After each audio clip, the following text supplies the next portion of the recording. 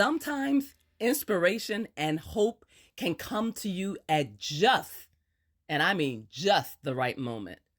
I was feeling very, very under the weather, very unmotivated, ready to just stop creating, stop writing, because I'm like, why am I still doing this all these years later? I'm not really making any inroads. I'm not really reaching people. I am getting maybe 24 views on a video or 13 views. Why am I doing this? I'm just wasting my time. And then something comes along and just reminds me of all the reasons that I create romance novels, all the reasons why I create videos, all the reasons why I get up every day. I made a discovery that put everything into perspective.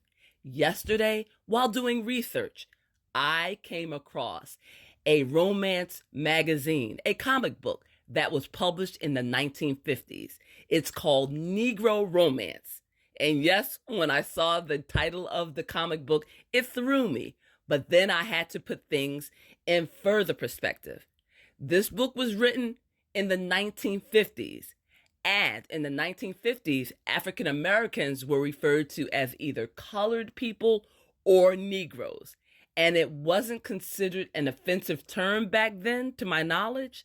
However, we have moved on from that labeling, that title. We now call ourselves African Americans, or the younger generation calls themselves blacks. So, as I said, the title of the comic book threw me for a moment, but what drew me in was the fact that such a comic book existed during that period of time. And also that the illustrations were beautiful. They weren't the stereotypical types of drawings that you would be familiar with or that you would see back during that time. The images of Black people with the characteristics, the strong traits that were drawn in of monkeys or primates or chimpanzees. And also you would find the dark coloring and you would see the wide-eyed buffoonish type of looks. So no, this particular comic book, Negro Romance, had none of that in its drawings and its depictions. And do you know why? I believe it's because the young artist who drew these panels, these comic book panels, he was West Indian and his parents were considered Black. Alvin Carl Hollingsworth was born in Harlem, New York City, and he began drawing at the age of 4, according to Wikipedia. By the time he was 12, he was an art assistant and was making a very strong impression in the publishing industry, in the comic book world.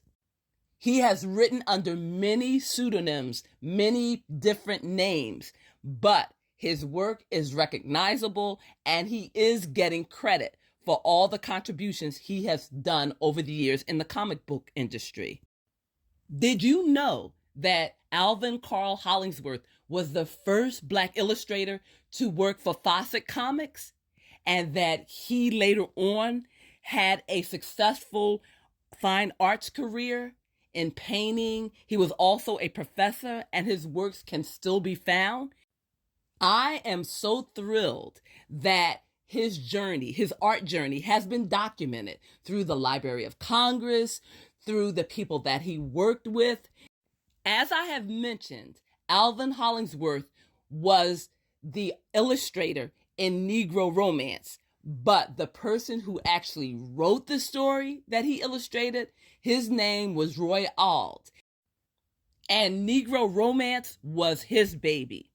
Negro Romance was developed as an experiment in expanding into the romance market, conceived by editor Roy Auld, who was European and American, and it was written by him exclusively. There were only 3 comics in this series, but they left an impression and his writing was beautiful. Roy All's writing has been described as remarkable in eschewing African American stereotypes, telling stories interchangeable with those told about white characters. The comic even mentioned college, which was relatively uncommon in the 1950s, even more so among African Americans. Negro Romance ran for only 3 issues, and the first issue was published in June 1950. The third and last issue was published in October 1950. Wow, that was a tremendous accomplishment, especially during an era where we had the Jim Crow laws and segregation and the sundown towns.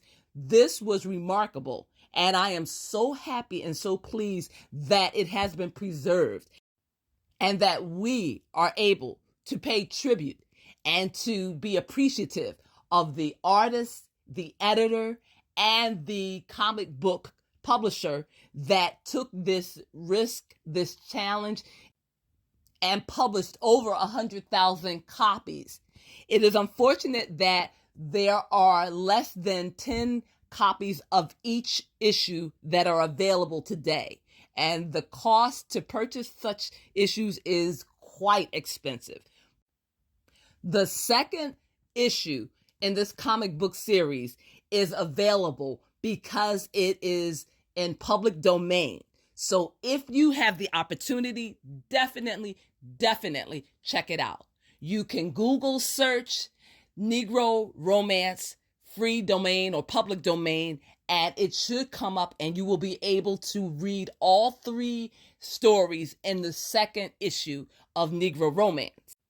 As I said in the very beginning of this video, I was very discouraged about continuing making YouTube videos and going on social media and talking about romance writing. For one, I feel like I have covered every area of writing that I could possibly cover, which is not true. I'm realizing that now. And 2, I'm not seeing the immediate response to my videos that I assume they would get. But then in seeing Negro Romance, I had true clarity. I realized that the videos that I am making now are not only for the current generation, but God willing, they will be around for future generations. And when those people are wondering what was going on in early 2000s or what was going on in 2024, they will have my videos, my books, my writings, my commentaries to give them a glimpse into my world. So that is why I mentioned the Library of Congress. I have several books that are registered with the Library of Congress, but now I'm realizing I need to have everything copyrighted with the Library of Congress, because in the event of my death, which will come at some point, it is inevitable, and I'm not trying to be morbid. However, because my material is registered with the Library of Congress, my writings will at some point become public domain. And those people who may hear something about me will be able to trace my writings and will be able to get a glimpse into my world, into my thinking. And I feel that is so important. It is so important to leave a legacy of writing for the current generation as well as the future generation. And I also believe that it is important to uplift my community, the world community that I am a part of, and all those races that are underrepresented. Because I'm looking at this particular comic book that was published in the 1950s, but someone had the forethought, someone had the desire, and obviously money was a part of it, but they had a desire to create images of Black people, of colored people, of Negro people that were inspiring and uplifting. And I want to do the same. So as always,